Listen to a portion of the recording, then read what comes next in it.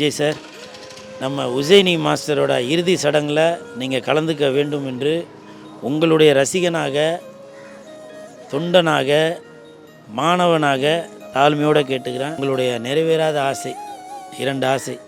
ஒன்று, தமிழக வெற்றி கழகத்தின் தலைவர் திரு விஜய் அவர்களை நீங்கள் பார்க்கணும் அப்படின்னு சொல்லி ஒரு ஆசைப்பட்டீங்க. அந்த ஆசை நிறைவேறாமல் போனது.